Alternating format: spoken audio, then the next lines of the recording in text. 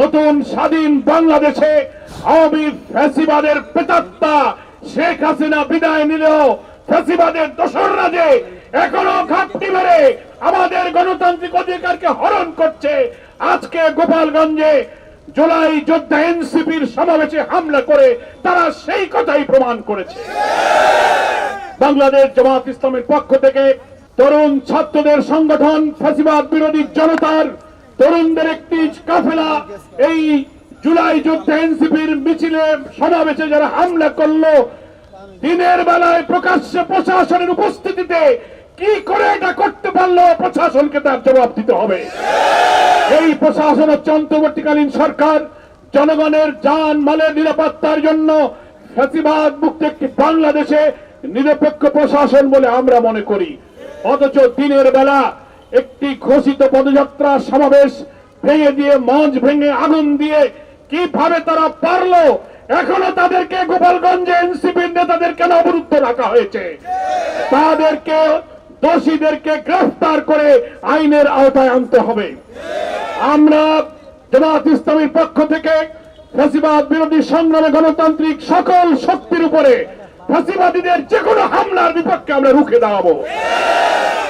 আমরা অবিলম্বে গোপালগঞ্জ, এটাও কিন্তু বাংলাদেশের অংশ, এটা সকলকে মনে রাখতে হবে। গোপালগঞ্জ কিন্তু আধিপত্যবাদী দিল্লির কোন অংশ নয়, স্বাধীনতার রক্তে গড়া বাংলাদেশের এই মানচিত্রের ভূখণ্ডের একটি অংশ। কি করে তারা সেখানে জুলাই অভ্যুত্থানের বীর নায়কদের একটি ছাত্র সংগঠন থেকে আসা, যাদের ত্যাগ, যাদের নির্যাতনের উপরে ফ্যাসিবাদ মুক্ত হওয়ার এক বিরাট অংশীদারিত্বের গর্বের দাবিদার যে সংগঠন, তাদের উপরে কি করে হামলা করা হলো?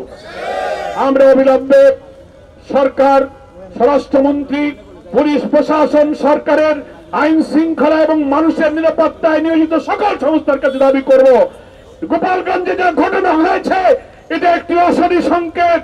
দেশের ফ্যাসিবাদ বিরোধী গণতান্ত্রিক শক্তির উপরে এই হামলার পুনরাবৃত্তি যেন না হতে পারে, এখনই সকল ব্যবস্থা গ্রহণ করতে হবে। 19 জুলাই সোহরাওয়ার্দী উদ্যানে নিরাপদ পরিবেশে লক্ষ লক্ষ ঢাকাবাসী যোগ দেবে। সকলের কাছে উদাত্ত আহ্বান জানাবো, আমরা যেন সেই সমাবেশ সফল করতে আর মাত্র 2 দিন মাঝখানে আছে। ঘরে ঘরে, শহরে, নগরে, অলিতে গলিতে জামাত ইসলামীর জাতীয় সমাবেশ সফল করার জন্য স্লোগানে আমরা মুখরিত করব। জামাত ইসলামীর সম্মানিত আমির ডক্টর শফিউর রহমান এখানে সভাপতিত্ব করবেন। বাংলাদেশের দেশপ্রেমিক সকল রাজনৈতিক দল, ইসলামী শক্তির জাতীয় নেতৃবৃন্দ মঞ্চে আসন গ্রহণ করবেন এবং তারা বক্তব্য রাখবেন। নতুন বাংলাদেশ বিনির্মাণের ঐতিহাসিক দিক নির্দেশনা সোহরাওয়ার্দী উদ্যানের মঞ্চ থেকে ইনশাআল্লাহ জাতীয় নেতৃবৃন্দ ঘোষণা করবেন।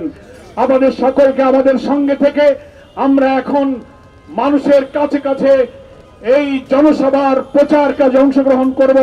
সেই গণসংযোগ, প্রচার এবং লিফলেট বিতরণকে সফল করার জন্য সকলকে আমাদের সঙ্গে থাকার আহ্বান জানিয়ে আজকে প্রচার মিছিল পূর্বে এই সংক্ষিপ্ত সভায় আমার বক্তব্য এখানেই শেষ করছি। আল্লাহ হাফেজ।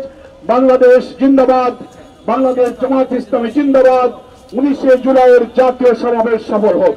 আসসালামু আলাইকুম ওয়া রাহমাতুল্লাহি ওয়া বারাকাতুহু।